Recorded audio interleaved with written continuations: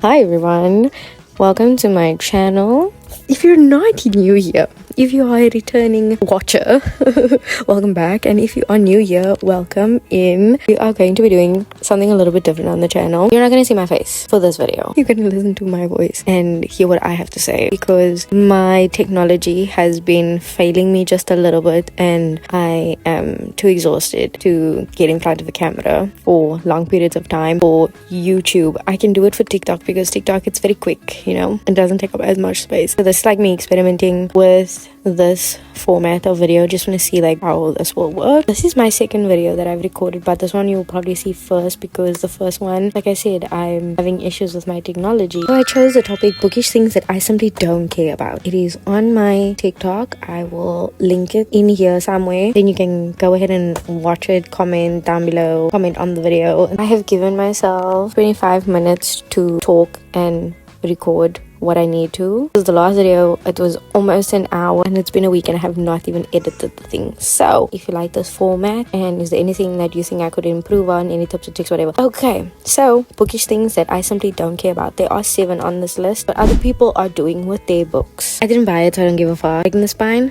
don't care. I do care what they do with my books though. On TikTok specifically, if someone breaks the spine of their book, there's people in the comments like, oh, could never be me. Or if you dog ear your books, or if you've got stains on your books, there are always people in those comment sections and they're saying things like, I am in enemy territory. And I used to be one of those people, and it would drive me up the wall. And then my prefrontal cortex developed and I was like, I actually don't give a fuck, because I started doing this to my books where I would break the spine.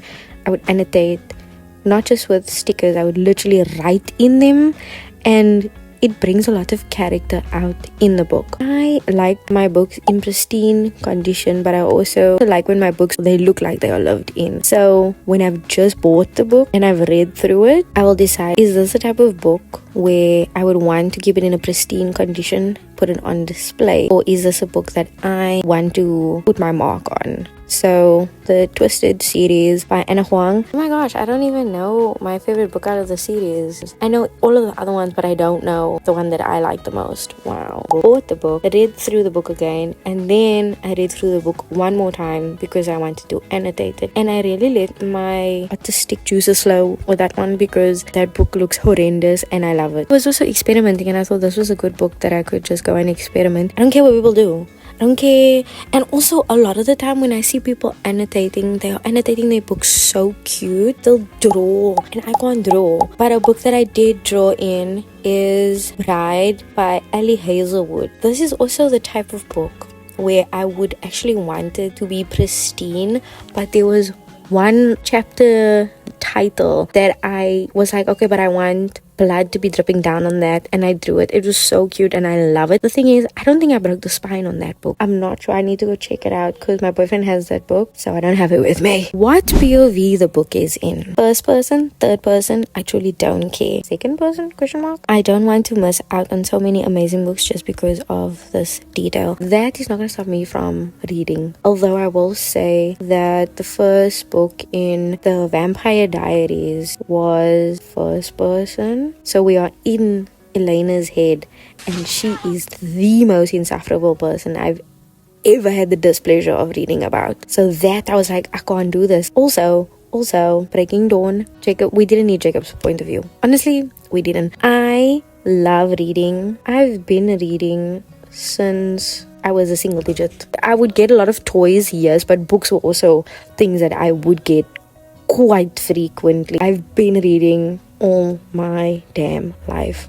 I am not gonna pass up on a book because it's first person or third person or second person. Do you dual point of view? I can take it or leave it. So previously I mentioned about Breaking Dawn, but it should have been here. But the dual I can't say this dual point of view. The little note that I said here is this doesn't apply to Breaking Dawn though, because did we really need a Jacob POV? Most of the time I'm like, why would I want a man's opinion? It can enhance a book. I will say that I recently read Runaway by Bazooka on Wattpad. That was dual point of view. And from Josie's point of view, Nico's actions make absolutely no sense, right? Then you get to his point of view, and it still doesn't make sense, but there's context. When he pulls away, she takes it as rejection, but then you get to his point of view and you're like, oh, okay, because of this thing that happened, that's why he doesn't want to make himself vulnerable. Cool, I like that. Do I need a book to be your point of view? No, absolutely not. I've read many amazing books that aren't, but I've also read amazing books that do have this. So this is like a really big thing on BookTok, but having the physical copy of every book I read, this one is a very big one for me also. Ebooks are just easier to read since I don't need a light. If you go on to BookTok, you'll see like overconsumption. I'm sorry. But it's kind of a joke also when people say that they'll read an ebook and then they'll buy the physical copy as well. I will not be doing that. I am an ebook reader first. Most of the time I read my ebook, and if I like it enough, I will go and purchase the physical book. So I prefer to read at night, and I don't like to have to put on the big light to read. So I prefer to read on my phone, on my tablet, and even when it's dire, I will read on my laptop. I don't like reading on my laptop, but it's literally the last resort. And I do get that people want to read the physical book, to smell it, to have the physical book in their hand, and then once they're done, they put it back on their shelf because it's an achievement. I don't have space for all of the physical books, so I have to have ebooks. And I currently own 71 physical books. I think this number is a bit bigger just because I got gifted a bunch of books. They were proof copies, but I think that still counts. I don't have that on this list just yet because I'm lazy. Also, I've been reading audiobooks, and so I'm gonna loop that in with ebooks just because audiobooks is a different experience, and it's, again, I have it at the tap of a finger. It's all stored on my phone, on my tablet. I can go anywhere with it. I can't have like 3 books in my bag. And also, I don't like having my physical books in my bag because I can't just read one chapter. I'm gonna get annoyed. I need to read like a lot, to sit down and read a lot, because then that's just how I read, and I don't want my books to be damaged that way. You see, I'm like, I don't know, I confuse myself. It's like, I'm like, oh, I don't mind it, but also at the same time, no. I want my books to look a certain way. Generally, a BookTok thing, special editions. Firstly, I can't afford them. But secondly, and most importantly, having so many special editions make them not so special anymore. Also, sometimes they actually look ugly and so distracting. Like, why is the design so chaotic? And why are there so many things on there? It hurts my eyes. For some first editions, they look ugly purely on the fact that there's so much shit on there. It is overwhelming to look at. It hurts my eyes. I don't know where to look. Okay, now that I've gotten that off my chest. So I also can't afford them, but I don't want special editions of all of the books that I own. There are specific book series that I would love to have special editions of, but I can't afford them. And also, if you have so many special editions, they are not special anymore. If everyone had superpowers, no one would be super. It would just be a normal thing, and it's special editions. Why? I don't know. Ask a question, answer my question. I used to think like special editions, it wouldn't become the norm, and now it is the norm, and it's not as much fun. I would love special edition of the Folk of the Air series, Shatter Me. Those are the 2 big ones where I'm salivating at the mouth. Like, I need it. The next one, oh, my sister liked my video. Cute. A trashy book. If I liked it, there's a chance it's getting a 5-star rating simply on vibes. Not everything has to be serious and profound. Love a trashy book. To me, Bride by Ali Hazelwood is a trashy book. It touches on nothing and people lost their minds over it, and like, no man, guys, relax. To me, it was like the book was like, in fan fiction you have crack ships. I feel like this was the kind of that for me. Bride, and then also Zodiac Academy. That's a bully romance though, so it's not in the same realm as Bride, so it takes a lot to get into. But Zodiac Academy, super trashy, but it was so fun. But there are too many books and I have not read all of them yet.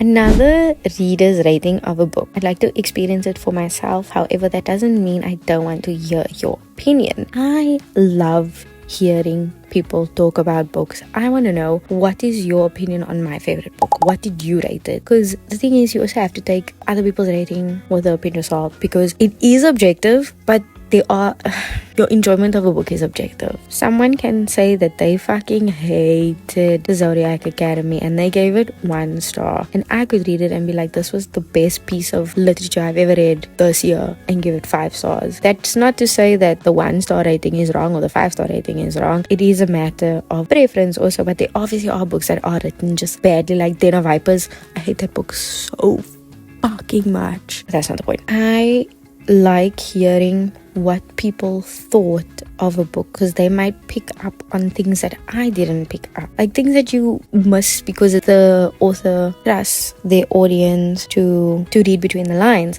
But sometimes it might go over my head and I didn't realize it, then I'll go back and read it again. And it could be like you listening to my opinion of this book and you didn't realize that there are these subtleties that went over your head as well. So I think that's also good. And when people talk about books, they also critique certain things, and I like that. You can critique my favorite book, and because it is my favorite book, I'm biased to it, but then you come and you critique it and you give valid criticism, so I'll be like, oh my gosh, wow. My boyfriend and I watched a video reviewing 1,000 Shows by Natalie Haynes. They brought up this is one of my favorite books. I think about it all the time. I am happy to have a physical copy of this book, but there were like things that this person in the video brought up that were valid, but it doesn't take away from the fact that I enjoyed the book. Basically, this video is I stay out of people's business in the sense of if you don't like the book, that's cool. That doesn't mean I'm not gonna like the book. And people can like whatever the fuck they wanna like. If I see someone reading that rainbow fucking colored books, I'm talking about that one author, her books make a rainbow. Not actually, but if I see that on your shelf, I block you or I scroll past. I don't want that content on my For You page because I stay in my lane. You know what I'm saying? Please like, comment, subscribe to the channel. Let me know what you guys think of this format. If you like it, if you don't like it, go ahead and comment. What do you think I should improve on? Like any tip. Love you guys so much, and I'll see you in the next one. Toodles.